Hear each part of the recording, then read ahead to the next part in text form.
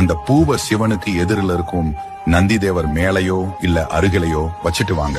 நான் ஏன் இதை செய்ய சொல்றேன்னா, நந்தி பகவான் சிவபெருமான் கிட்ட கேட்ட வரம் தான் இது.